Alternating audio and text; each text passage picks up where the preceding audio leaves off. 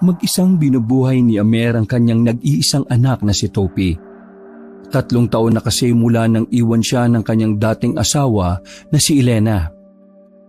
Sumama sa ibang lalaki si Elena 4 na taon pagkatapos nitong manganak. Wala namang nagawa pa si Amer dahil kahit anong pagmamakaawa niya, hindi siya pinakinggan ng babae. Kaya mula noon, tinaguyod ni Amer na mag-isa ang batang si Topi. Kinakaya-kaya naman niya yon. Kahit na maliit lang naman ang kitaan sa pagbebenta ng buko, nagagawa pa rin nilang makaahon sa pang-araw-araw. Papa, hindi ka ba napapagod magtrabaho? Ako? Mapapagod? Anak, hindi napapagod ang mga tatay. Dahil ang mga tatay, malalakas, masisipag at astig. Totoo po? Hindi napapagod ang mga tatay? Oo, ganon ang mga tatay. Sa ganon paniniwala binuhay ni Amer ang kanyang anak. Ayaw niya kasi na lumaki si Topi na iniisip na pabigat sa ama. Kaya kahit na hirap si Amer, hindi niya yon pinapahalata sa bata. Ang mahalaga sa kanya ay magkaroon ng makakain si Topi sa araw-araw. Siya nga pala anak, maganda ka na sa nalalapit na pasukan ha. Papasok ka na sa school. Papa, natatakot po ko ron eh. Wala po bang mga masasamang bata doon? Anak, walang masasamang bata sa school. Kung meron man di susumbo mo kay teacher dahil si teacher ang magiging pangalawang nanay niyo doon. Talaga po? Di magiging mag-asawa po kayo ni teacher. Anak, hindi. Ang ibig kong sabihin, siya ang nanay sa loob ng silid-aralan. Siya ang susundin at pakikinggan nyo.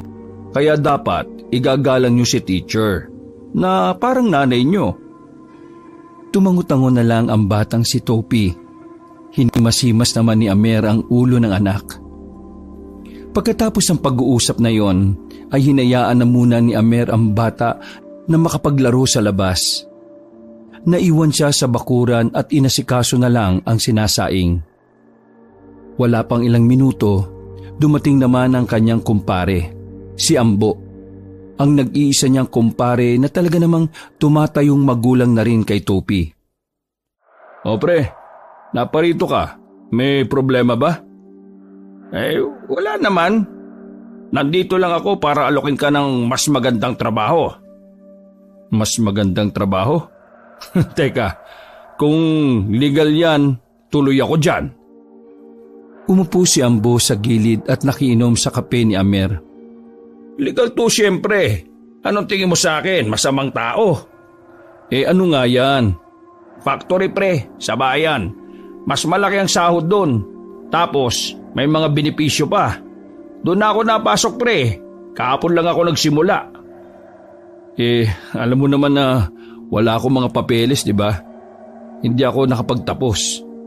Elementary nga, hindi ko natapos. Paano ako matatanggap niyan? Ano ka ba, pre? Madali lang. Kakilala ko yung manager May gusto sa akin yon kaya pwede kitang maipasok. Ha? Sasamantalahin mo na gusto ka para ipasok ako? Wag na uy. Pre naman, isipin mo na lang ang anak mo. May sakit ang anak mo. Nakakalimutan mo na bang kailangan mo ng mas malaking pera? Parang biglang sinampal ng katotohanan ng lalaki. Hindi niya inakala na isang salita lamang ni Ambo tungkol doon, masisira ang buong araw niya. May problema sa bituka ang kanyang anak. Natuklasan nila yon nang madalas ang pagsakit ng tiyan ng bata. Ang sabi ng doktor, kailangan maoperahan kaagad si Topi.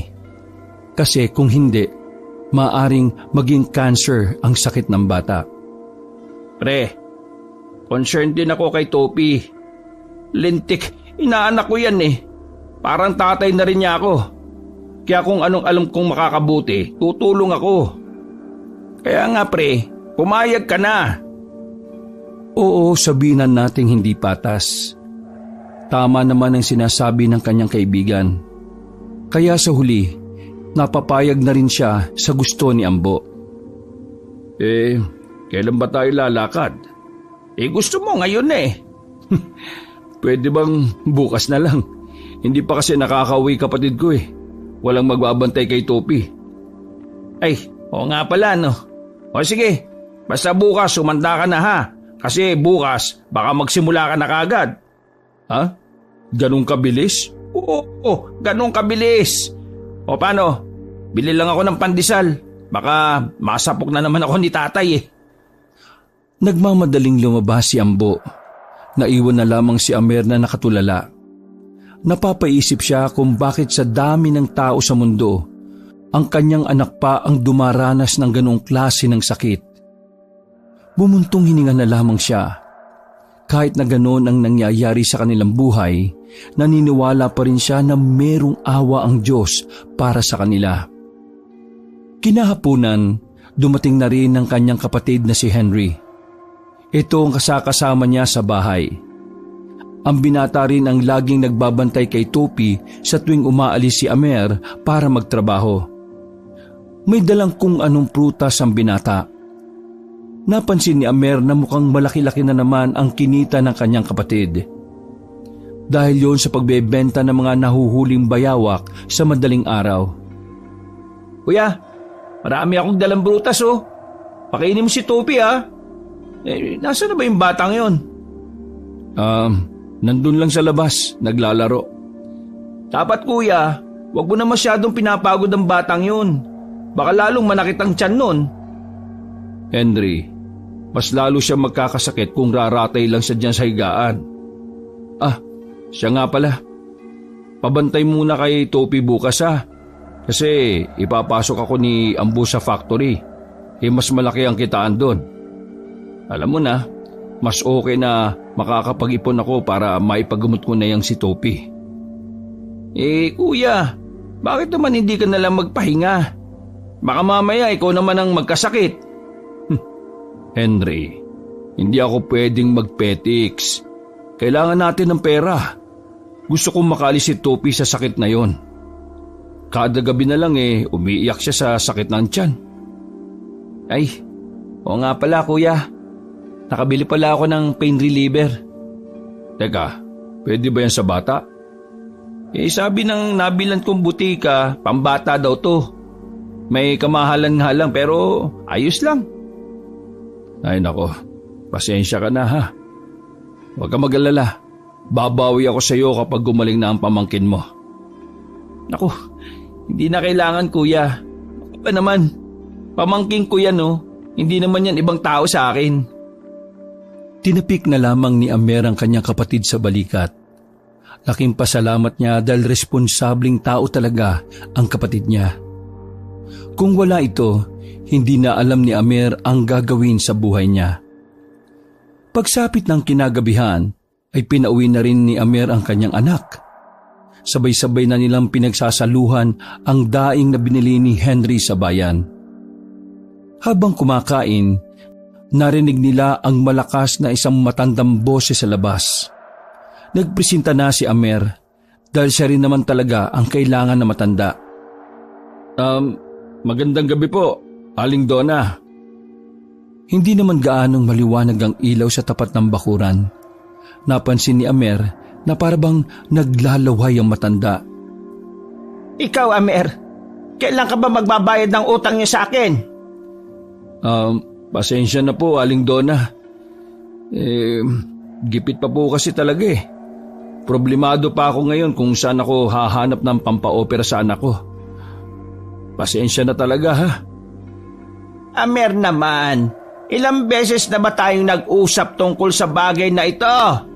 Ang sabi ko sa iyo, bayaran mo na ako kasi kailangan ko rin ng pera. Umubo ng matagal ang matanda. Inakala ni Amer na kung ano na ang nangyari kay Aling Donna. Pati si Henry ay napalapit na rin sa kanila. Iniupo nila ang matanda sa loob ng kanilang bakuran. Aling Donna, ayos lang po ba kayo? Ayos lang ako. Basta magbayad ka na lang kapag may pera ka na. Parang matutumba si Aling Donna nang tumayo na yon. Kita nila na mas maraming laway na ang inilalabas ng matanda Medyo namumulan na rin ang mukha nito. Gusto sana nilang magpahinga muna pero tumanggi si Aling Donna. Oh, ano kaya nangyayari doon? Hindi ko nga rin alam eh. Basta pagkakita ko sa kanya, ganun na siya. Naglalaway, parang nakagat ng aso. Baka nga nakagat siya ng aso. Ay nako, hayaan na natin. Buti nga't hindi na nagbunga nga pa. Tara, kumain na tayo ulit. Nagpatuloy na sila sa pagkain. Pagkatapos ay saka na rin sila naghanda para sa pagtulog. Magkakatabi sila sa higaan na nilatag lang ng abanikong banig. May kanya-kanya naman silang unan, pero 1 buwan na nung huling nalabhan. Naunang nakaidlip si Henry at ang batang si Topi. Himala na hindi sinakita ng tiyan si Topi nung mga sandaling yon. Dakong 2:00 ng madaling araw ay ginising pa rin si Amer. Ayaw talaga niyang dalawin ng antok. Bumangon siya para sana buksan ang bintana. Nang sa ganun ay pumasok ang sariling hangin mula sa labas. Pagbukas pa lang niya ng bintana ay may narinig na siyang umaangil. Nung una ay inakala niyang hayop lang yon o baka aso. Pero nang tumingin siya sa itaas ng bubong ng kapitbahay, meron siyang nakitang isang tao na nakadapa sa bubungan. Nung una ay hindi agad naintindihan ni Amer kung ano ang ginagawa ng taong yun doon. Lumabas siya ng kanilang bahay. Dahil sa kuryosidad, lumapit siya sa bahay kung saan nasa taas ang tao. Nang nakita na ng malapitan, nagtayuan ang balahibo ni Amer. Unang pumasok sa kanyang utak ay ang aswang.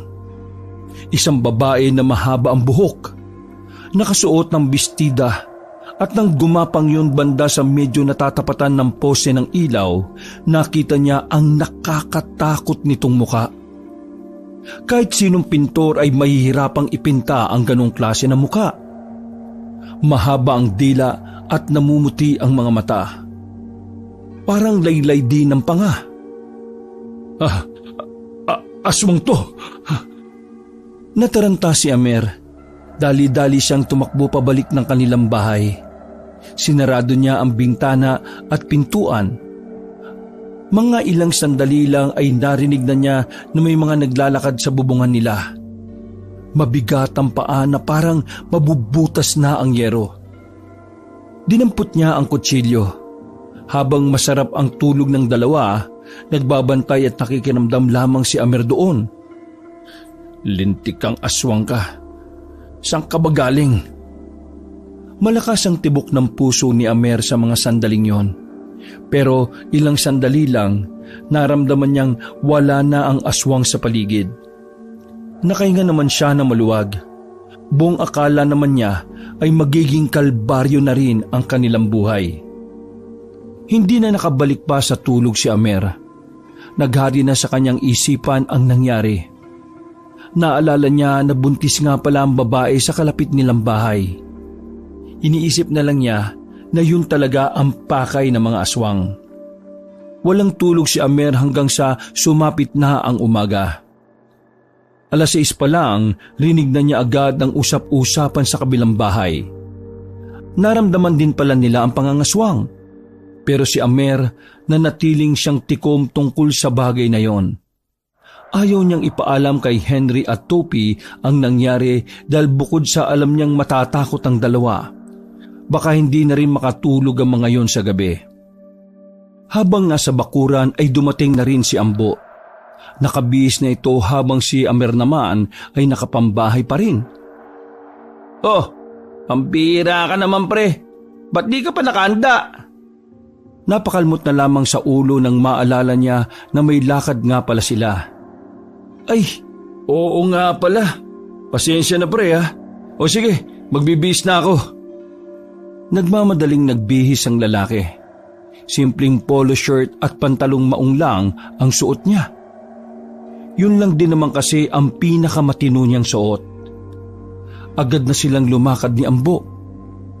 Iniwan na muna niya ang anak kay Henry. Habang nasa biyahe ay saka lamang nakaramdam ng antok si Amer. Napansin naman yun ni Ambo. Nak ng tupa oh. Pare, inaantok ka na? Natulog ka ba ng maayos kagabi? Napailing si Amer habang nasa likuran sila ng jeep. Silang dalawa lang ang pasahero kaya naisip ni Amer na sabihin na rin kay Ambo ang nangyari. Di ako nakatulog pare, sa totoo lang. May nangyari kasi na Chuck, hindi mo paniniwalaan. Ha? Ano ba yan? Baka naman kalokohan yan. Nakakita ko ng aswang kagabi sa kabilang bahay. Sandaling hindi nagsalita si Ambo. Seryoso lang ang mukha nito na nakatingin sa kanya. Sabi ko na nga ba hindi ka maniniwala eh. Ay, hindi. Ituloy mo. Bakit? Ano ba nangyari? Nakita ko sa bubong ng kalapit naming bahay. Pumunta ako ron. Akala ko kasi tao lang eh. Pero paglapit ko, aswang pala. Hinabol ako at sa bubong naman naming tumambay. Pero buti na lang nawala na rin agad makalipas ng ilang minuto. Ano? Aswang? Alam mo ba pre, sa katunayan, kwentuhan niya kanina doon sa gilid ng bahay niyo. Yun po ba yun? Tumango-tango si Amer. Huwag kang mag-alala, naniniwala naman ako sa aswang pre. Ha? Talaga? Bakit ka naniniwala? May tiyuhin ako dati. Kinintil niya sariling buhay niya. Alam mo ba kung bakit? Galing siyang kapis. Pagbalik niya sa kanila, naglalaway na siya. Ang sabi niya kina mama natatakam siya sa karne. Gulat silang lahat Sinakmal ba naman yung aso sa gilid? Buti nilang kamo, naawat siya kagad ni mama at ng mga kamag-anak namin. Pinatingin yung tiyo ko na yon sa albularyo. Ang sabi ng albularyo, naayanggaw daw si tiyo. Nang hindi na magamot ayun, dinedge ni tiyo yung sarili niya. Ano? Naayanggaw? Ano naman yun? Hindi ko alam kung tama yung pagkakaalala ko sa kwento ni mama. Pero base sa kanya, ang yanggaw daw, ginagawa ng mga aswang kapag nagpaparami sila. Kunwari, may ilalagay sila sa pagkain mo kaya sa inuman. Kapag tinikman mo yon, magiging aswang ka raw. Ganun na pagkakaalala ko Dahil sa mga sinabi ni Ambo, napagtanto ni Amer ang isang bagay. Unang pumasok sa kanyang utak ang matandang si Donna. Naglalaway rin kasi ang matanda at ang suot ng aswang na nakita niya, napagtanto niya na kapareho ng kay Aling Donna. Nakaramdam ng kaba ang lalaki habang tinatahak niya ang daan. Oy pre, ayos ka lang ba? Gusto mo bukas na lang tayo tumuloy Hindi, ngayon na. Handa na ako. Sigurado ka? Tumango na lamang si Amer. Nakarating sila sa factory. Agad na pinakilala ni Ambo si Amer sa manager ng babae. Maganda at sexy ang babae. Kaya hindi maintindihan ni Amer kung papaanong magkakagusto yon sa kanyang kaibigan. Counting interview lang ang naganap. Natanggap na rin si Amer. Yun na rin ang unang araw ng trabaho niya. At dahil bago pa lang, si Ambo ang kanyang magiging tagaturo. Mabilis namang natuto si Amer. Nakabisado niya lahat ng gagawin sa mga makina.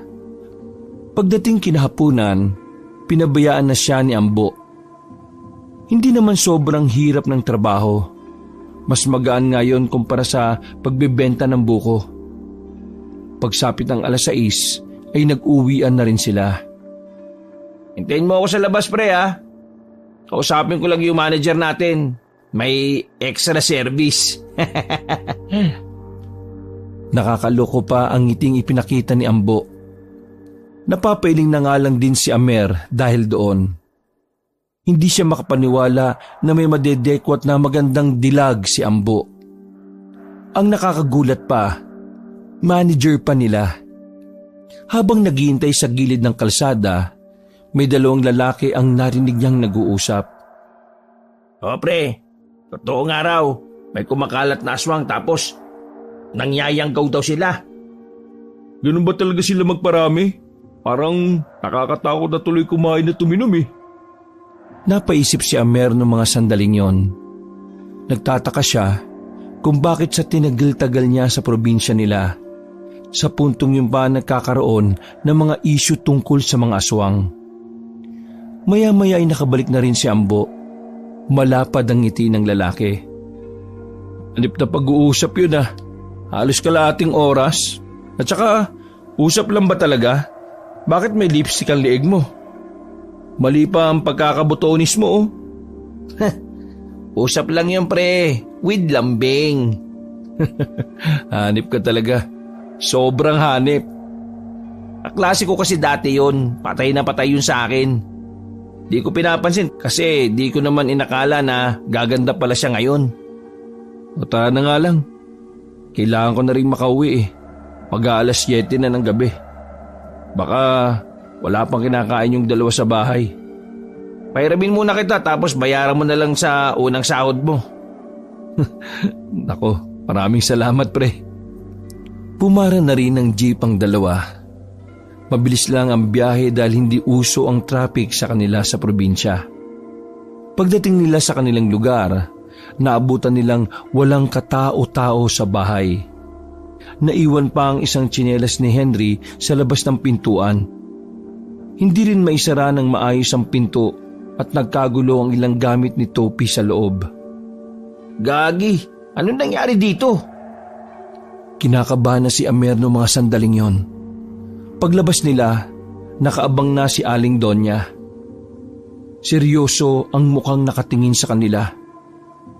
Amer, alam ko kung nasaan sila. Napatitig si Amer. Himala kasi na hindi pa niningil ang bungad sa kanya na matanda. Itinakbo ng kapatid mo ang anak mo. Narinig ko kanina sumasakit daw ang tiyan. Nanlaki ang mata ni Amer nang marinig ang sinabing yun na matanda. Wala na siyang sinayang na sandali. Tumakbo siya papunta sa kalsada at saka sumakay ulit ng jeep patungong ospital. Sumama naman sa kanya si Ambo. Pagdating nila roon ay hinanap agad nila ang silid ng batang si Topi. Naabutan nila si Henry na nasa labas, nakaupo at magulo ang buhok. Namamaga ang mga mata niya. Henry, anong nangyari kay Topi? Bigla na naman sumakit ang tiyan niya kuya Hindi na kinaya ng gamot. Napasabunot na lamang ng buhok ang lalaki. Hindi siya mapakali sa sobrang pag-aalala. Sabi kasi ng doktor sa kanila, kailangan na talagang maoperahan ng bata. Dahil kung hindi, hahantong sa mas malala ang problema nila. Pre, kalma lang. Kailangan mong kumalma para makapag-isip tayo ng paraan. Ilang sandali lang ay lumabas na rin ang doktor. Pinaliwanag sa kanila ang mga pwedeng mangyari sa oras na hindi maoperahan si Topi. Binigay din sa kanila ang ilang gamot na kailangan nilang bilhin. Nanakitang ulo ni Amer dahil wala naman siyang perang pambili. Meron siyang naipon pero kakaunti lang yon. Hindi pa makakabili ng isang gamot dahil napakamahal ng gamot na ibinigay sa kanila. Naiyak na lamang si Amer. Sinisisi niya ang kanyang sarili kung bakit nagkaganon ang kanyang anak. Wala kang kasalanan kuya. Mabuti kang ama. Lahat ginagawa mo. Ang mabuting gawin natin ngayon ay ipagdasal natin si Topi. Na sana maging maayos lang siya. Makalipas ang ilang sandali, nagpaalam na muna si Amer at Ambo kay Henry. Kailangan na rin kasing umuwi ni Ambo. Habang si Amer naman ay gagawa ng paraan kung saan kukuha ng pera. Bagsak ang balikat ng lalaki pagpasok niya ng kanilang bahay. Tulala niyang tiningnan ng sahig. Para bang lumulutang ang kanyang utak sa ulap. Maya-maya pa, napaangat siya ng tingin nang makita ang matandang babae sa kanilang pintuan. Si Aling Donna na hindi yun naglalaway. Mukhang maayos na rin ang kalagayan ng matanda base sa ngiti nito. Aling Donna, wala pa pong akong may bibigay sa inyo. Wala pa po akong may babayad. Hindi naman ako nandito para maningil. Nandito ako para tulungan ka. Napatingin si Amer sa maluwag na bulsa ng damit ni Aling Donna. Lumuluwa kasi roon ang pera na mukhang galing sa ibang sinisingil na matanda. Nakakaisip na siya ng hindi maganda, pero pinipigilan lang niya ang kanyang sarili. Di ba nasa ospital ang anak mo? Aling Donna, marami na rin akong utang sa inyo eh. Hindi naman kita papautangin eh. May alam akong paraan para makaligtas ang anak mo. Sa tiyak na kamatayan. Nakaramdam ng kaunting inis si Amer noong mga sandaling yon. Tiningnan niya ang mukha ng matanda. Nakangiti lang yun sa kanya. Isang ngiti na hindi niya nakikita nung naniningil ito sa kanya. Hindi niya maintindihan kung bakit parang masaya si Aling Donna. Nawiwirduhan na siya sa matanda, kaya nagtanong na si Amer. Aling Donna, ano bang nangyayari sa inyo? Amer, kaya ko mapahaba ang buhay ng anak mo. May kilala ko, Amer. May kilala kong may kakayahan na mabigyan ng isa pang buhay ang mga taong malapit ng mamatay. Hindi pa mamamatay si Topi. Hinay-hinay ka naman sa sinasabi mo. Amer, alam nating pareho na delikado ang lagay ng anak mo. At kapag hindi siya maoperahan, mamamatay siya. Bakit? May pampaopera ka ba? Wala naman, di ba? Kaya kung ako sa iyo, ipagkatiwala mo siya sa akin. Tulad ko, magkakaroon siya ng bagong buhay. Ano bang sinasabi mo? May ideya na si Amer, pero mas gusto niyang marinig yon mula sa matanda. Bagya pang lumapit ang matanda sa kanya. Tumingin yon ng nakakaloko. Yanggaw. Sa hindi malamang dahilan, agad na nagtindigan ng mga balahibo ni Amer. Tama ang kanyang hinala. Si Aling Donna ay produkto din ng Yanggaw. Sa madaling salita, si Aling Donna ay isa ring aswang. Huwag kang maingay kasi bawal itong ipagsabi-sabi ng tumulong sa akin. Pero Amer, sa ganitong paraan, siguradong magiging maganda ang buhay ng anak mo. Hindi na siya mahihirapan. Hindi na mahihirapan? Tapos ano? Tumayo si Amer at lumapit ng kaunti. Tapos magiging aswang si Topi? Katulad mo? Nanlaki ang mata na matanda. Nagulat ito sa sinabi ni Amer. Akala mo ba hindi ko alam na ikaw ang aswang na nandyan sa bubong ng kabilang bahay? Alam kong aswang ka na, Aling Donna! Nagsimulang maging aligaga ang matanda. Parang galit na galit itong nagsalita. Wag na wag mong ipagkakalat ang alam mo. Dahil mangyayaring hindi maganda kapag ginawa mo yon. Wag mo akong takutin. Dahil hindi ako natatakot sa mga aswang. Sa oras na matapos ang problema namin kay Topi, ipapaalam ko sa lahat na hindi ka na normal na tao. Wag mong subukan. Hindi mo alam kung ano ang kaya kong gawin, Amer. Nagmamadaling lumabas ng bahay ang matandang si Donna. Mabibigat pa ang bawat takbang na parang nagdadabog. Raulong matanda yun ah. Humanda ka lang matapos lang ang lahat ng ito. Kinuha na lamang ni Amer ang kaunti niyang naipon. Pinunta niya si Ambo para manghutang. Sa kabutihang palad ay pinautang din naman siya ng pera ng lalaki. Kaya naman nakabili na rin siya ng ilang gamot na kailangan ni Topi. Bumalik siya sa ospital. Inabutan niyang nakatulog na si Henry sa labas ng silid. Nakaramdam siya ng awa dahil alam niyang hindi pa naghahapunan ng kapatid. Nakatulog na pala ako. Oh, kumusta naman daw si Topi sa loob? Pansamantalang napatigil ang pananakit ng tiyan niya. Pero kuya, ang laki agad ng bill natin dito. Ang mahalaga, ang kapakanan ni Topi.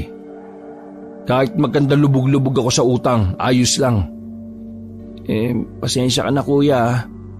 Wala rin akong maibibigay eh. Kung tinapos ko sana yung pag-aaral ko, di sana nakakatulong ako. Wala kang kasalanan.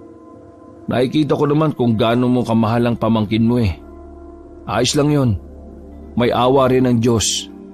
Sa ngayon umuwi ka na muna sa bahay. Magpahinga ka. Ako na muna ang magbabantay kay Topi. Paano ang trabaho mo? Balikan mo na lang ako dito bukas ng umaga. Papasok pa rin ako. Umalis na ang binata at tinapik pa siya nito sa balikat. Napangiti na lamang si Amer. Nasa labas lang ng silid si Amer sa mga sumunod na oras. Hindi siya basta-basta makapasok sa loob. Kaya naman masugid lang siyang naghihintay. Nakatulog na lang din si Amer sa sobrang antok. Paggising niya ay 1:00 na ng madaling araw. Wala nang katao-tao sa pasilyo ng ospital. Dumukot siya ng barya sa bulsa nang makaramdam siya ng gutom. Lumabas siya para maghanap ng mabibilan kahit chicharon lamang. May nakita siyang naglalako. Agad siyang lumapit sa lalaki na palagay niya nasa edad 45 to 50 na ang edad. Manong, magkano po kropek? Nag-angat ng tingin ang matanda sa kanya at saka inabot agad ang kropek. Ibibigay na sana ni Amer ang bayad na magsalita ang manong. Tama ang sinabi ni Donna. Yun lang ang paraan para bigyan ng isa pang buhay ang tao. Ha? Kilala niyo si Aling Donna? Napatras ng bagya si Amer at nakaramdam ng kaunting kaba. Nakangiti sa kanya ang manong. Ngiting hindi alam ni Amer kung bakit kakaiba ang dulot sa sistema niya. Wala namang mawawala kung susubukan mo. Maliligtas mo na ang anak mo, magiging malusog pa ang katawan niya. Manahimik ka! Hindi kita kilala! Iho, tandaan mo, sa mundong ito, bata ang pag-asa ng bayan. Sila ang henerasyon na dapat na pinangangalagaan natin. Hahayaan mo lang ba na mamatay ang anak mo nang dahil sa isang sakit lang? Sakit na kaya namang lunasan ng yanggaw. Aswang ka rin ba? Sabihin mo! Oo, aswang ako. At gusto kong dumaming muli ang lahi namin. Huwag ka mag-alala, hindi naman kami nananakit. Basta wag lang kaming uunahan. Ang gusto lang talaga namin, dumami kami. Kaya ikaw, iho, ipaubaya mo na kay Donna ang anak mo. Pangako, isa pang salita mo, sasapakin ko niyang pagmumukha mo! Nanahimik ang lalaki ngunit hindi nawawala ang nakakaloko nitong ngiti. Parehong-pareho sila ng ngiti ng matandang si Donna. Kahit na anong mangyari, hindi ko hayaan na ipaubaya sa inyong anak ko. Malinis ang kaluluwa ni Topi. Kahit kailan, hindi ko inipagkakanulo sa mga demonyong katulad nyo. Wala akong magagawa kung ayaw mo. Pero iho, itong sasabihin ko sa iyo, huwag kang iiyak kapag namatay na ang anak mo, ha?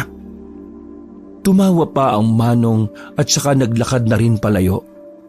Naiwang nakasarado ang kamao ni Amer sa puntong yon. Galit at pagkabahala ang naramdaman ni Amer sa mga sandaling yon. Nagagalit siya dahil pakiramdam niya walang halaga ang buhay ng kanyang anak para kay Aling Donna at sa manong. Nababahala siya dahil pakiramdam niya anumang oras ay may mangyayaring hindi niya inaasahan. Binalikan na lamang niya ang kanyang anak. Sa pagkakataong yon ay napakiusapan niya ang doktor na makita ang anak. Pinapasok siya sa loob. Dinatnan niya ang batang si Topi na mahimbing na nagpapahinga. Baka sa mukha ng bata ang hirap na pinagdaraanan nito. Hinaplos ni Amer ang pisngi ng anak. Hindi niya maiwasang hindi malungkot. Awang-awa siya kay Topi. Dahil sa murang edad pa lamang nito, ay dinadanas na nito ang matinding sakit. Saglit lang ang oras ng pagbisita niya roon. Lumabas na rin siya gaya ng sabi ng doktor. Pagsapit ng umaga, dumating na rin si Henry. Nakipagpalitan na yon sa pagbabantay. Si Amer naman ay nagpalit na lang ng suot. Wala na itong ligo-ligo. Ayos ka lang ba, kuya? Mukhang wala ka pang tulog, ah. Nakatulog naman ako kahit kaunti. Kaya huwag ka mag-alala. Sigurado ka? Oo, ayos lang naman ako. Siya nga pala, kuya. Kagabi pala, parang may umaaligid sa bahay. Ha? Anong umaaligid? Ewan, parang may nagmamasid. Parang may naglalakad, pabalik-balik sa bakuran natin. Nararamdaman ko Nagigising kasi ako, parang kada isang oras. Tapos, ganun ang naririnig ko. Nagpunta ba si Aling Donna dun ng mag-isa lang? Hindi. Pero napansin ko nung umuwi ako, dumaan siya sa tapat natin. Kahit na anong mangyari, wag na wag mong kakausapin ha. Naintindihan mo ba ako? Kahit ano namang gawin niya wala naman tayong ibabayad Sana nga. O sige na, papasok na ako. Balitaan mo na lang ako mamaya kung ano nang lagay ni Topi ha. Maghanap na din ako ng mautangan para maoperahan na rin niya si Topi. Sige kuya, ako nang bahala rito. Ingat ka ha. Pumasok si Amer sa trabaho. Sayang kasi ang isang araw na kikitain kung liliban siya. Hindi siya pwedeng magpapetiks lalo na't kailangan na kailangan nila ng pera. Naging abala si Amer sa factory. Kahit na mabigat ang kanyang kalooban, ay hindi siya nagpatalo roon. Ginawa niyang lahat para maging mabuti sa trabaho. Mabilis na lumipas sa mga oras. Uwian na naman nila. Hinihintay na naman niya ang kaibigang si Ambo. Oh, ang tagal mo naman. May ginawa na naman siguro kayo ni Ma'am Ella, no? Ano pa nga ba? Gusto ng lambing Habang naglalakad na ang dalawa patungo sa sakayan, biglang nabanggit ni Ambo ang tungkol sa aswang. Ay, siya nga pala pre. Maiba lang tayo. Para naman hindi ka ganong malungkot ha. Yung sinasabi mong aswang, alam mo bang may nakakita na taga sa amin sa aswang na yon? Napatigil si Amer sa kanyang paglalakad. Naging interesado agad ito na pag-usapan yon. Oh, anong nangyari? Sabi ng nakakita, hindi naman daw sila sinaktan. Nasa taas lang daw ng bubong nila tapos saglit lang dumungo sa bintana nila. Pero nakakatakot Parang kung saan-saan na lang nalitaw yung matandang yun. Matanda? Oo, sabi nila matanda raw yung aswang Nagpaparami na sila. Napatingin sa kanya ng seryoso si Ambo. Kita sa mukha ng kaibigan ng labis na pagtataka. Pre, may alam ka ba sa nangyayari? Kung sasabihin kong oo, maniniwala ka ba?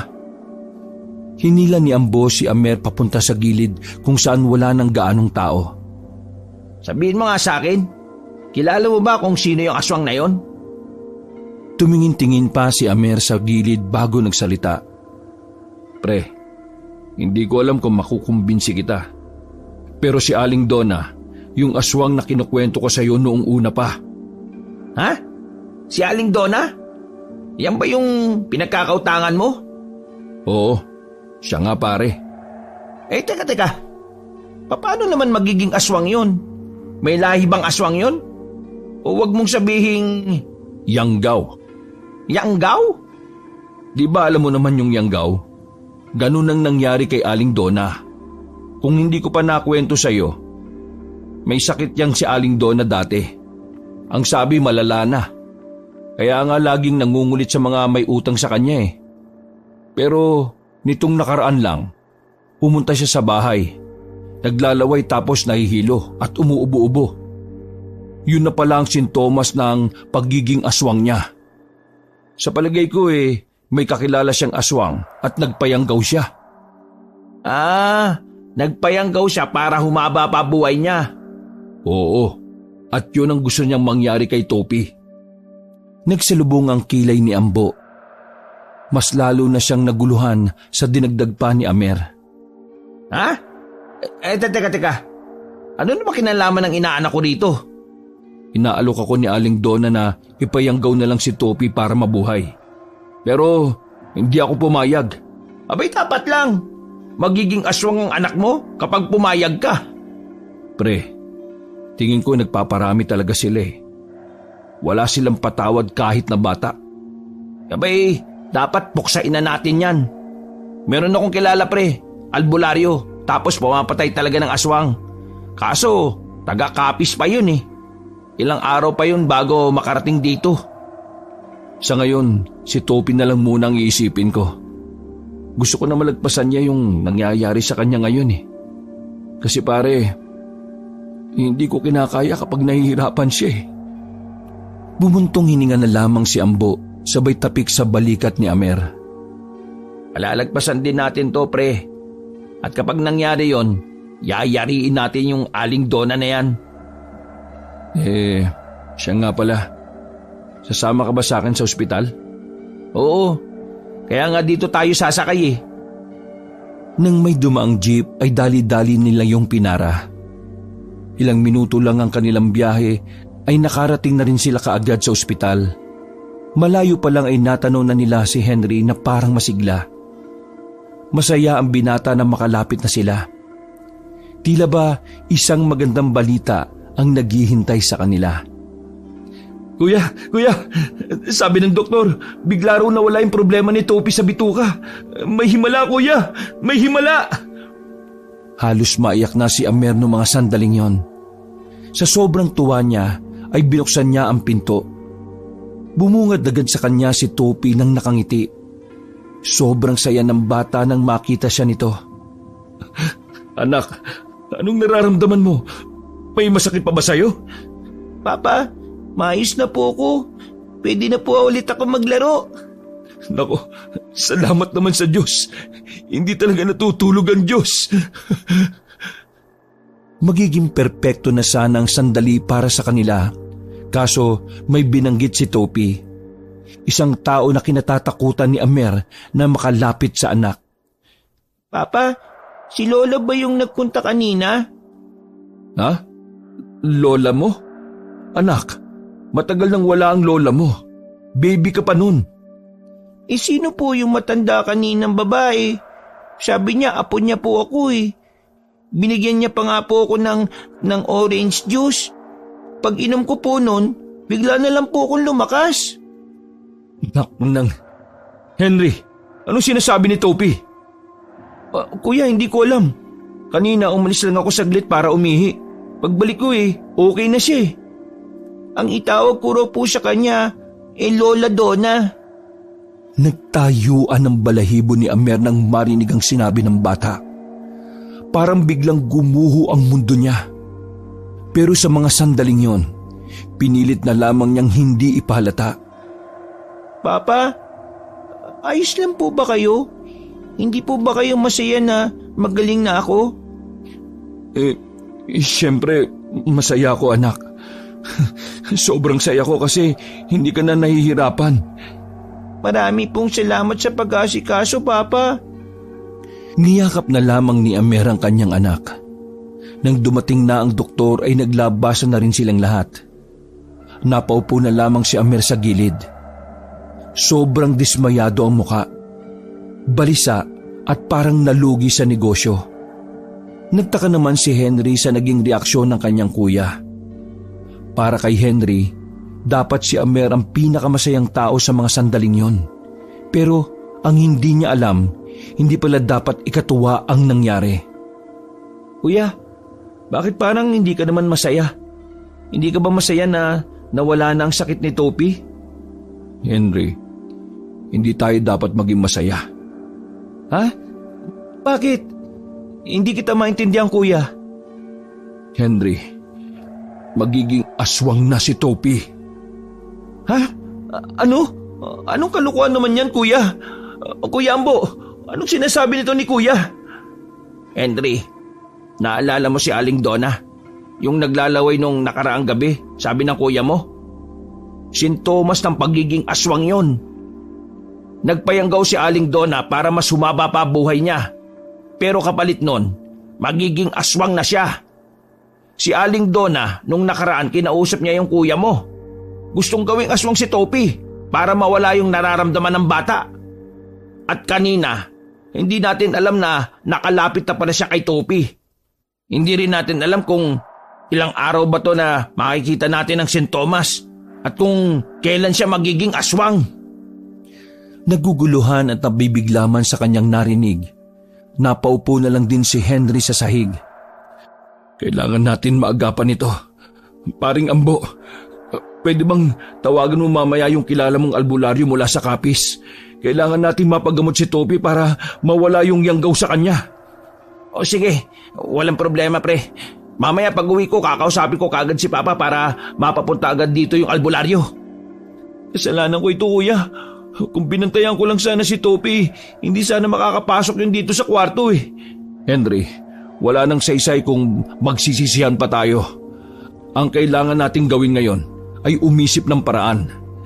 Kinaya natin ng ibang pagsubok. Sigurado ako na kakayanin din natin ito. Naiuwi nila ang batang si Topi. Masigla na ulit ang bata. Nakakapanibago na wala na yung iniindang sakit ng tiyan. Papa, gusto ko pong kumain ng manok. Hinawakan ni Amer ang kanyang anak habang nasa bakuran na sila. Sige anak, bibilang kita ng manok mamayang umaga ha. Sa ngayon kailangan mo munang magpahinga kasi anong oras na rin eh. Hindi po ba kayo matutulog? Matutulog din kami. May pag-uusapan lang kaming tatlo. Tumango lang ang bata at pumasok na rin sa kanilang bahay. Isang malalim na paghinga na lamang ang nagawa ni Amer. Nababahala ang lalaki para sa mga pwedeng mangyari. Ang iniisip na lang ni Amer ay kakayanin din nilang lagpasan yon. Ano pare? Puntahan ko na ba si Aling Donat sa paking ko sa leeg? Wag na muna. Wag tayo padalos-dalos. Hindi natin alam kung ano ang kaya niyang gawin eh. At hindi rin natin alam kung ilan ba ang aswang dito sa atin. Uy, Henry, kanina ka pa walang imik ha? Wala ka namang kasalanan, Henry.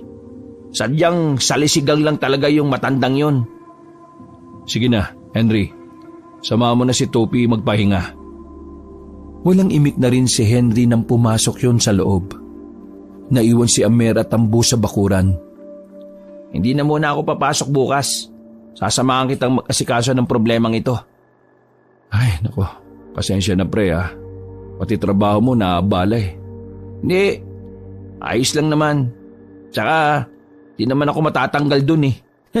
Nakakalimutan mo yatang syota ko yung manager natin dun, di ba? Pre, gaano ba kataas ang tsansa na mabalik sa dati ang isang taong nayanggaw? Base sa mga naririnig ko dati, depende sa tagal kung ilang oras o araw nang hindi naagapan. Kapag isang araw pa lang, pagpapakita ng mga sintomas. Kapag nakalagpas na ng mga pagpapakita ng sintomas at hindi pa rin nagagamot, maliit na ang tsansa na maalis yung yanggaw sa katawan ng tao. Kaya ang mas maganda nating gawin talaga, habang bago pa lang maagapan na. Napatungo na lamang si Amer. Hindi rin niya inaakala na hahantong ang lahat sa ganon. Nalulungkot siya para sa kanyang anak. Pangarap pa naman ng bata na maging doktor. Pero ang pangarap na yon ay maglalaho sa oras na hindi magawa ng paraan ang nalalapit na pagiging aswang. Mabilis na lumipas sa mga oras. Inabot na ng umaga ang pagbabantay ni Amer sa kanyang anak. Wala siyang maayos na tulog. Kahit na paminsan-minsan ay parang matutumba na siya dahil sa antok. Wala na siyang pakialam. Ang malaga sa kanya ay mabantayan ng anak at ang posibilidad na bigla na lang yun maging aswang. Henry, bumili ka muna ng almusal natin. Kunin mo yung 30 pesos sa bag ko. Mukhang hindi ka na naman nakatulog, kuya. Wag mo na akong intindihin. Sige na, bumili ka na. Umalis na rin si Henry. Naiwang pinagmamasdan ni Amer ang anak na mahimbing na natutulog.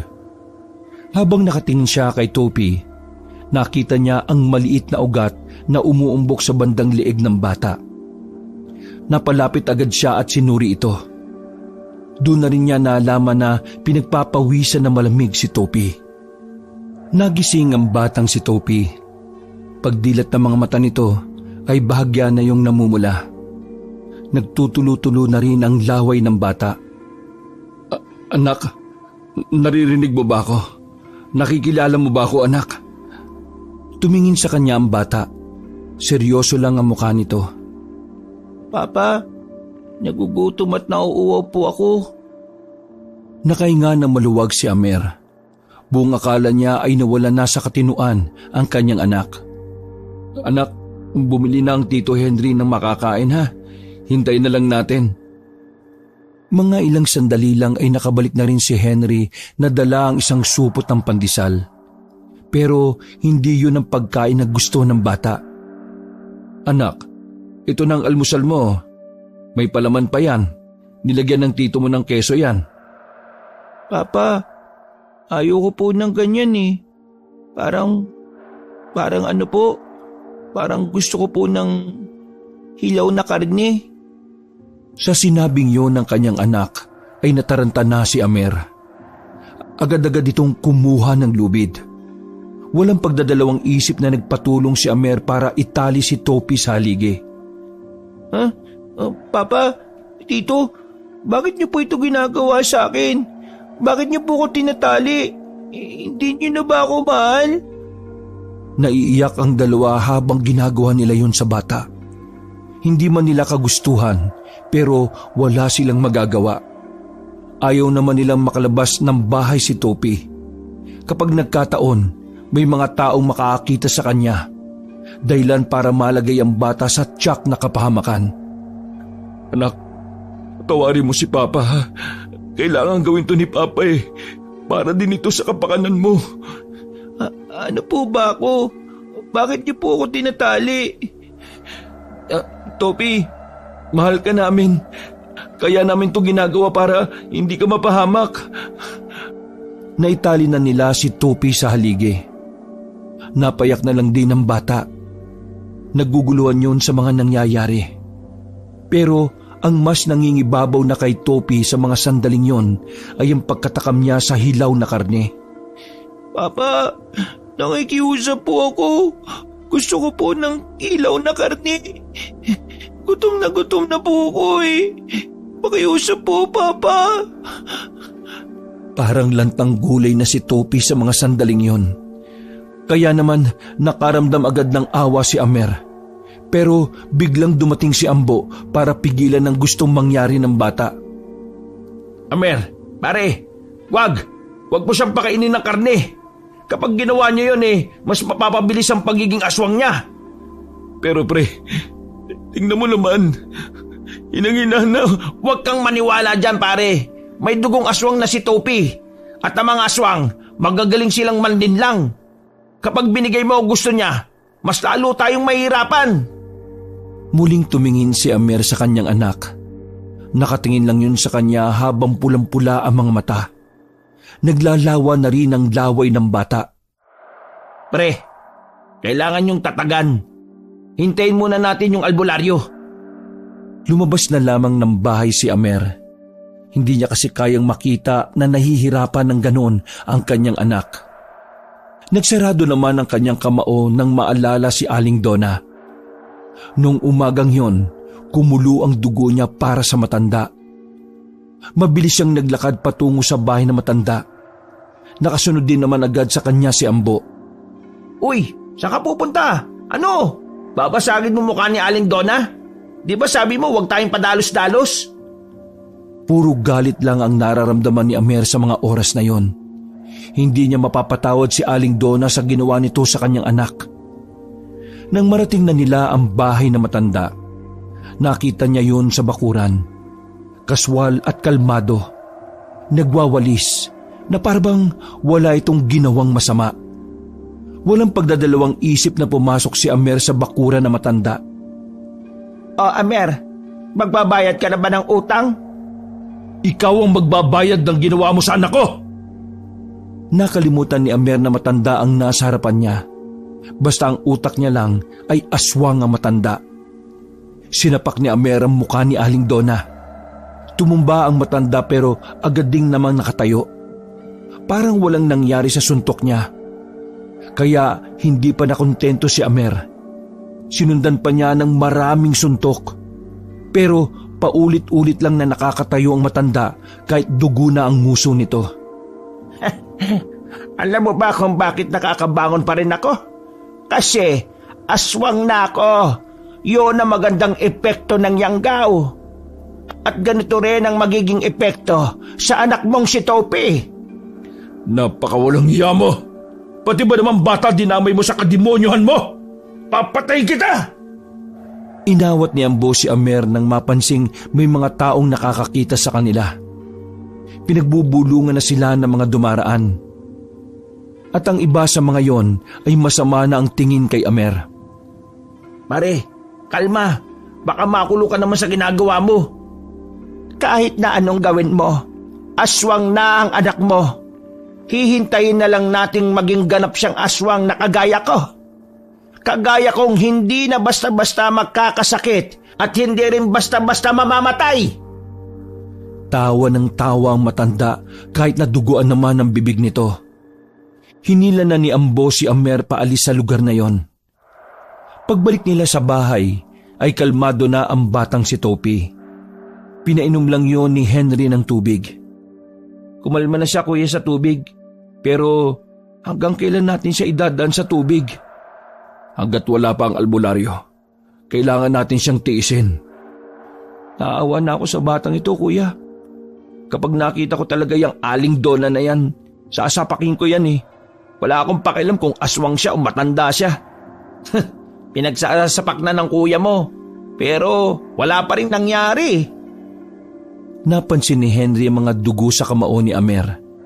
Ganun na rin ang seryosong mukha ng kanyang kuya na parang handang pumatay. Kinagabihan, pinuntahan sila ng mga taga-barangay.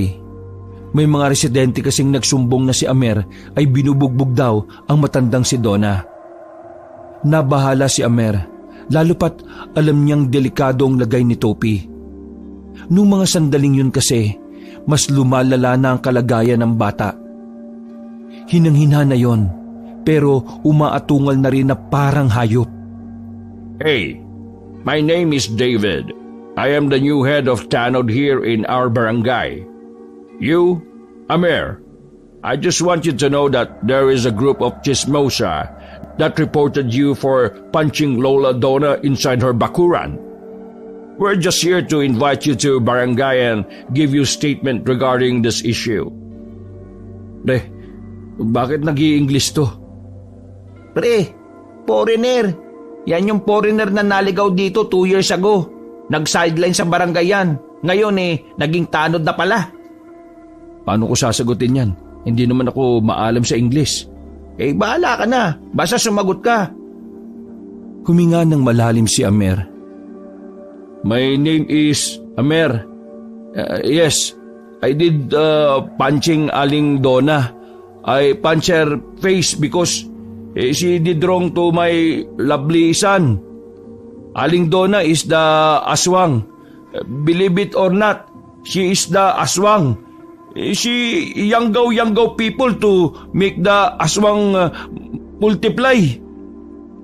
Natigilan si Amer sa pagsasalita nang marinig nilang lahat ang kakaibang angil sa loob ng bahay. Lahat din ng tanod ay napatingin. Doon kinabahan si Amer. Batid niyang sa oras na makita ng mga tanod ang kanyang anak, mas lalong magiging komplikado ang lahat. Hey, what is that? Don't mind the sound. That sound is utot. Because brother of Amer is sleeping now eh. Walang ya. Bakit ba ako magpapakihirap mag-English? Ikaw ang mag-Tagalog, ikaw ang hindi taga rito eh. Sumenyas ang foreigner na tanod para silipin sa bintana kung ano ang nasa loob. Pero pinigilan niyo ni Amer. Magkakaproblema tayo kapag tinuloy mo yan, Brad. Alam nyo, trespassing na ang ginagawa nyo eh. Pumasok kayo sa bakuran namin ng walang paintulot. Di nyo ba naisip yon? Okay. Let's forget the sound inside. Just come with us. You need to formally give your statement. If you don't, we will call the police and I will let them do the thing. Sige na, sasama ako sa isang kondisyon. What condition? Nakakaintindi naman pala to ng Tagalog eh. Mamanmanan niyo rin si Aling Donna. Doon niyo malalaman ang tunay na dahilan kung bakit ko siya binugbog.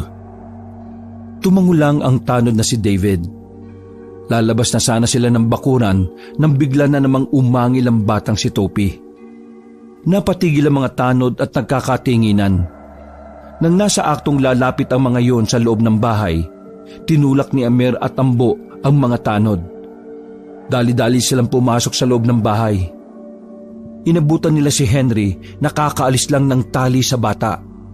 Si Topi naman ay hinang-hina, pero naglalabas pa rin yun ng angil. Parang asong walang kain pero gustong mangagat. Henry, bilis, mauna ka na. Doon sa tambayan natin, bilis, dali mo si Topi. Pilit na hinaharangan ng dalawa ang pinto. Kuya, mag-ingat kayo ah. Lagyan mo ng busal si Topi, baka bigla kang kagatin. Sinunod ni Henry ang lahat ng habilin ni Amer.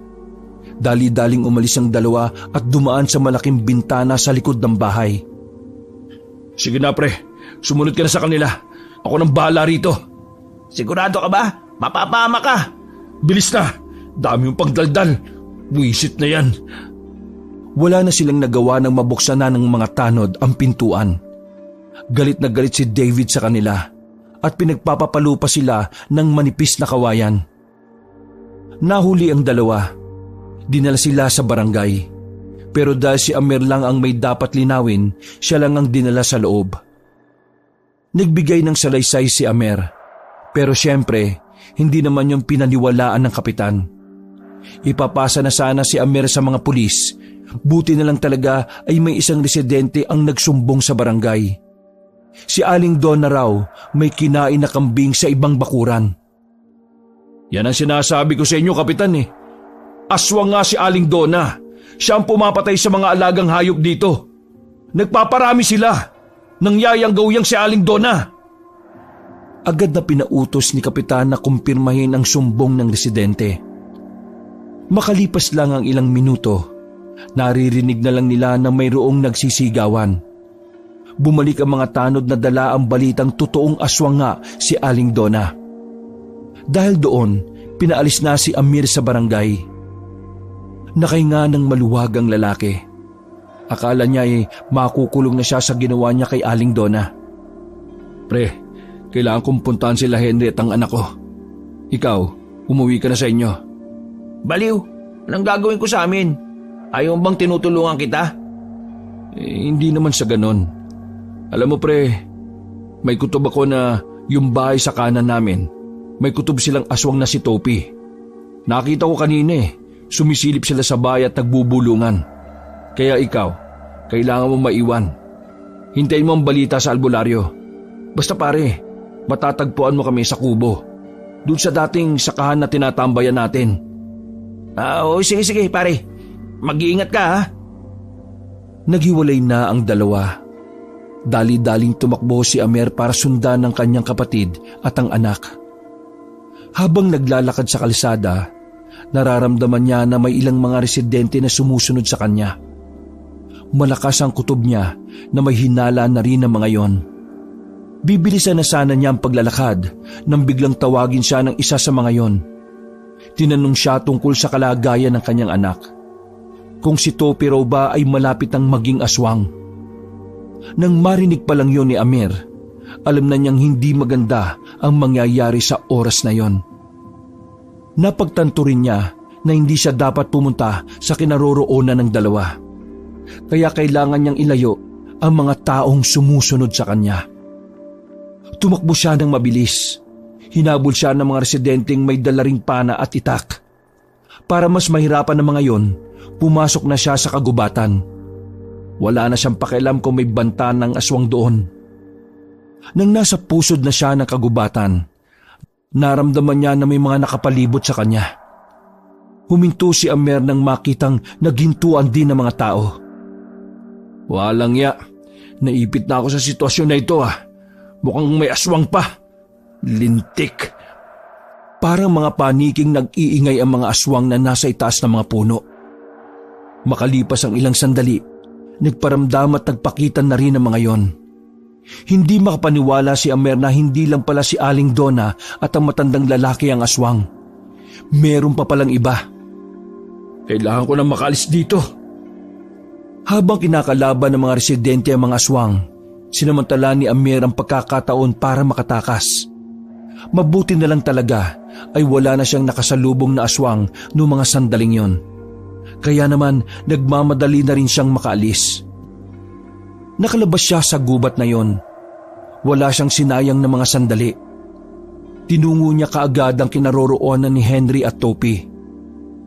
Habang naglalakad, meron siyang nakitang bakura na may mga kulungan na manok.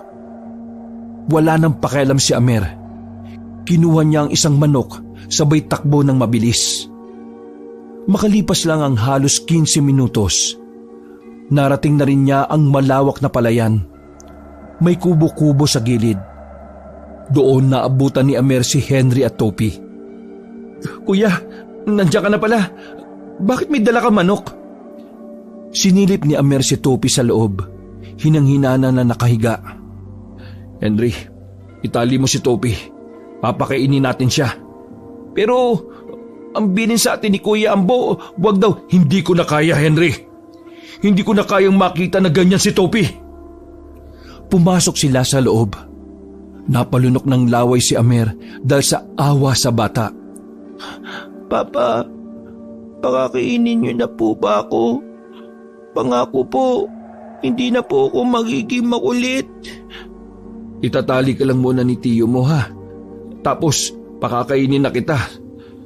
Pero kuya, maiintindihan mo rin ako kapag naging magulang ka na balang araw, Henry. Nang matapos ng itali ni Henry ang bata, binigay na rin nila ang buhay na manok kay Topi.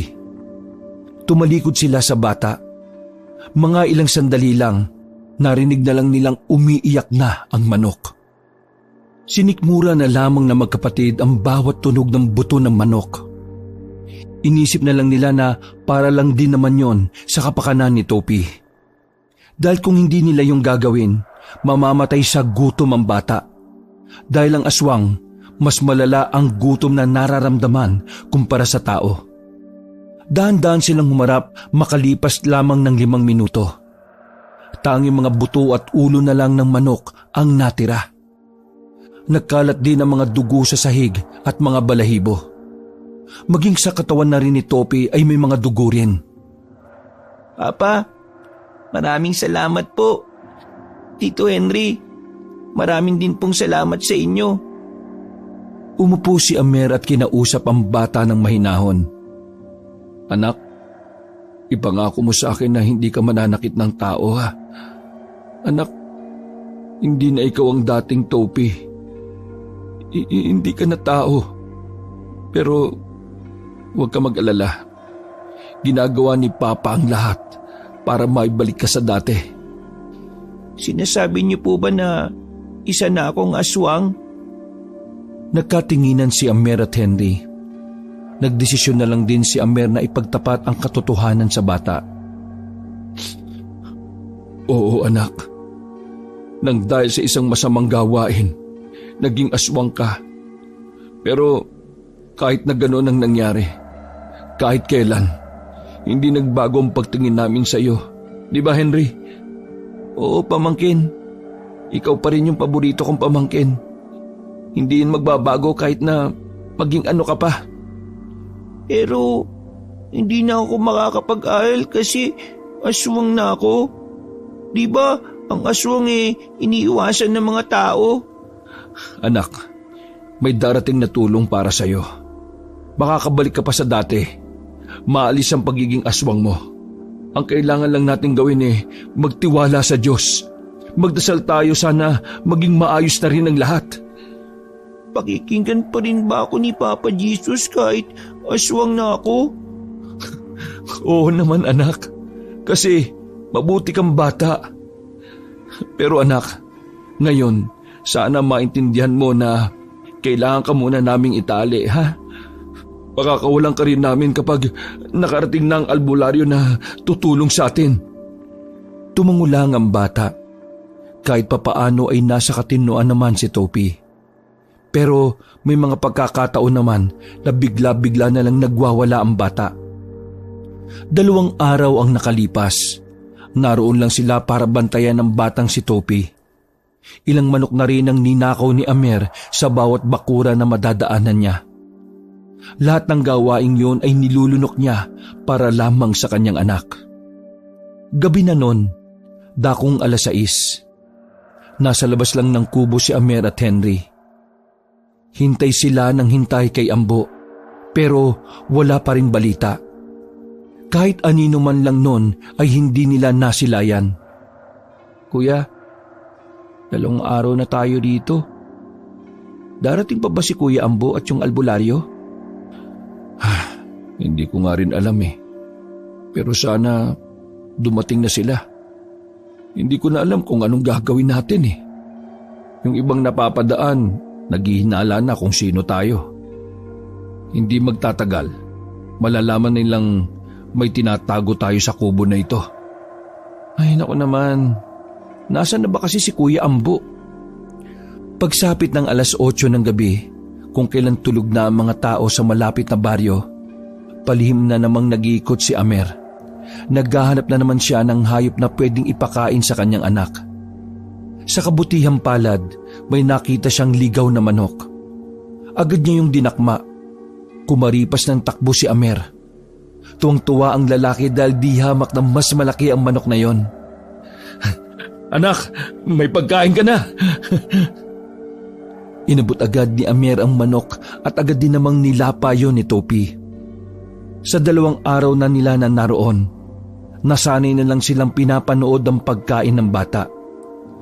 Kayo po, hindi po ba kayo kakain? Kumain na kami ng prutas, anak. Sige, kumain ka lang dyan. Kuya, di kaya mas lalo tayong mahirapan na ibalik siya sa dati kung ganito ang ginagawa natin? Mas gugustuhin ko nang makita siyang ganyan kaysa makita ko na lang siya na nasa larawan. Tara na, hayaan na lang natin siya rito. Tumambay na naman ang 2 sa tapat. Sa 2 araw na nila roon, ganun na ang ginagawa nila. May isang beses pa nga na nasa labas na rin sila nakatulog. Habang nagbabantay, nakaramdam si Amer ng kakaiba sa paligid. Para bang may nagmamasid sa kanilang 2. Henry, uy, huwag kang tutulog-tulog. Ha? Kuya, bakit? Makiramdam ka. Parang may nagbabantay rin sa atin. Sinuyod ni Henry ang gilid ng sakahan, pati na rin sa mga gilid-gilid din ng mga halaman. Napansin din ni Henry na parang may mga nasa likuran ng mga halaman na yon. Maganda ka. Aswang ang nararamdaman ko, hindi tao. Dumampot ang 2 ng malaking bato sa gilid. Mga ilang sandali lang, 2 matanda ang bigla na lamang lumitaw sa likuran ng talahiban. Kahit may kadiliman, alam na alam ni Amer ang presensya ng babaeng matanda. Paligayang pagkikitang muli, Amer. Aling Donna? Oo, ako nga. Kasama ko ang pinuno ng mga aswang, si Paildon.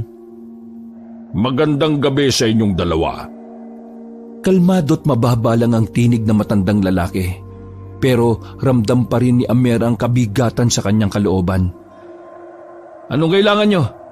Di ba nagtagumpay na kayo? Aswang na nga ang anak ko. Pwede ba tigilan nyo na kami? Lalo ka na, Aling Donna. Hindi pa kami nagtatagumpay. Masasabi lang namin na nagtagumpay kami kapag naisama na namin ang anak mo sa pamilya namin. Isasama nyo ang anak ko? Sira ba ulo mo? Tingin mo papayag ako? Iho, kami na ang bagong pamilya ng batang yon. Mas magiging maganda at payapa ang buhay niya kung ibibigay mo siya sa amin. Kumpara naman sa iyo, palagi lang magiging kalbaryo ang buhay niya dahil sa mga taong ignorante. Magiging payapa? Ano ko? Tanga na maniniwala sa sinasabi mo? Walang payapang buhay sa inyong mga aswang. Hindi mo makukuha ang anak ko.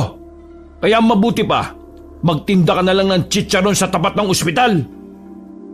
Amer, iho, alam mo, may mga pagkakataon na dapat alam natin kung paano magpakumbaba. Alam mo kung bakit? Kasi minsan, ang pagiging matigas ang ulo, yun ang magpapahamak sa iyo. Narinig ni Amer ang bigla ang paghaba ng mga kuko ng 2 matanda. Hindi man nila makita ang mukha ng dalawa, alam nilang nagbago na ang anyo ng mga yon. Kung hindi mo isusuko sa amin ang bata, mapipilitan kaming gumamit ng dahas. Kuya, anong gagawin natin? Hindi tayo magpapatinag sa dalawang to. Ano ngayon kung mga aswang kayo? Wala akong pakialam. Hindi ko ibibigay sa inyo ang anak ko. Henry, pumasok ka sa loob. Harangan mo si Topi. Dali-daling tumakbo si Henry, habang si Amer naman ang natira sa labas. Bato lamang ang nagsisilbi niyang armas. Masyadong matigas talaga ang bungo mong tao ka! Lumusob si Aling Donna kay Amer. Kinalmot nito si Amer at naisalag naman ng lalaki ang braso nito. Sirit agad ang dugo ni Amer, pero kahit na mahapdi, buong pagsisikap na pumalag si Amer. Binato niya si Aling Donna. Tinamaan ng ginang sa muka. Nakaramdam niyo ng pagkahilo ng dumugo ang muka nito. Pero ganoon pa man, mabilis na nakarecover matandang babaeng aswang. Kinagalit mo talaga akong hampas lupa ka!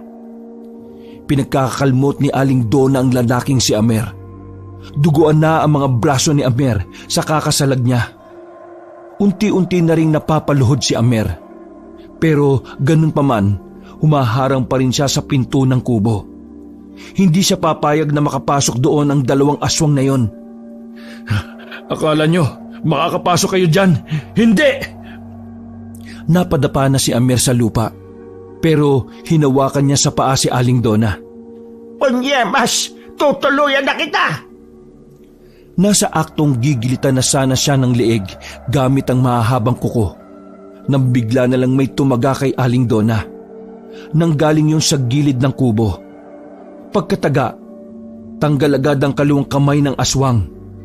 Sinundan ng pagtarak ng espada sa katawan ni Aling Donna. Nagulat naman si Paildon sa nangyari. Pagtingin din ni Amer, nakita niya ang isang matanda rin na uugod-ugod na, pero base sa pagkakahagupit noon ng espada ay hindi yung basta-basta. Napatingin din si Amer sa kanan. Nakita niyang nakatayo roon si Ambo. Pasensya ka na pre, medyo natagalan. Pero huwag ka mag-alala, nandito na si Mang Warang. Marami siyang pangalan basta yan ngayon ang pangalan niya. Ikaw ba ang leader ng aswang? Takot na takot ang aswang na si Paildon. Lalo na nang makita nito kung papaanong mabilis na napatay niya si Aling Donna. Ang lakas ng loob mong magmarami ng lahi. Palibhasa, hindi kayo gumagamit ng ari pag nagpaparami. Galit na umangil ang aswang na si Paildon. Buong tapang itong lumusob kay Mang Warang. Sinubukan ni Paildon na patamaan ng kalmot ang albularyo. Pero kahit na matanda na yon, wala man lang yung naging sugat. Ni hindi nga yun umalis man lang sa kinatatayuan niya. Hindi ka makakatama sa akin dahil sa mga agimat na meron ako. Pasensya ka na. Kailangan ko pang gamutin ang bata sa loob. Bumunot ang albularyo ng palaso. Hindi niya yung pinambala sa pana. Pinukulang ng matanda ang palaso sa aswang. Tinamaan agad niya yon sa kaliwang dibdib. Nilapitan niyo ng albularyo at saka tinapos gamit ang espada. Agad na inalalayan ni Ambo si Amer. Duguan at lantang gulay na ang lalaki sa oras na yon. Pero masaya siya dahil sa wakas, merong tulong na nakaabot sa kanila. Pre, huwag ka matutulog Pre, pakiusap. Pagalingin niyo si Topi. Mahal na mahal ko ang anak ko na... Tuluyan nang nawalan ng malay si Amer. Hindi na niya alam kung ano ang mga sumunod na nangyari. Ang huling nakita niya lang ay ginigising siya ni Ambo. Halos 2 araw na walang malay si Amer. Sa dami ng kalmot na tinamo niya, talagang kinailangan niya ng mahabang pagpapahinga. Gabi na ng Lunes na magkamalay si Amer. Walang tao sa tent na kinalalagyan niya. Paglabas niya, nasa kagubatan siya. Sa tapat ng tent ay naroon sila Ambo, nag-iihaw ng dalagang bukid na nahuli nila. O pre, gising ka na pala. Huwag ka na muna kumilos, kuya. Umupo ka muna. Nasaan si Topi? Nasaan ang anak ko? Nakabalik ba siya sa dati? Nagamot ba siya? Nagkatinginan si Ambo at Henry. Isinama siya ni Mang Warang sa sapa. Kailangang ilublob si Topi para sa isang ritual eh. Para daw yun hindi kailanman malapitan ng aswang si Topi. Nakahinga ng maluwag si Amer. Naiyak na lamang siya sa sobrang tuwa. Buong akala niya ay hindi na darating ang puntong yon. Makalipas lang ng halos kalahating oras, nakabalik na rin si Topi at Mang Warang. Sa sobrang tuwa ng bata, kahit basang-basa pa ang katawan at kahit maraming sugat ang ama nito, agad itong yumakap kay Amer. Papa, hindi na raw ako aswang, sabi ni Lolo Warang. Tao na raw ako, Papa. Nako, maraming salamat naman. Maraming salamat po sa inyo, Mang Warang. Hindi ko alam kung paano ko susuklian ang ginawa niyong kabutihan na ito. Maraming salamat po talaga. Hindi mo ko kailangan suklian dahil ang isang ama na handang gawin ng lahat para sa anak ay isang ama na may tuturing na bayani. Marapat lamang na ang mga katulad mo ay bibiyayaan ng mga ganitong tulong. Alagaan mo ang anak mo at ang sarili mo. Marami pa kayong pagsasamahan. Diyos ko, naiiyak naman ako sa inyo. Tara na nga, kumain na lang tayo. Oo, gutom na rin ako eh. Niyakap ni Amer ng maigpit ang kanyang anak. Hindi niya nararamdaman ng mga sugat sa katawan. Dahil ng mga sandaling yon, mas nangingibabaw ang pagmamahal para sa anak. Na kahit kailan, hindi matutumbasan ng kahit na ano pang mga bagay sa mundo. Wakas,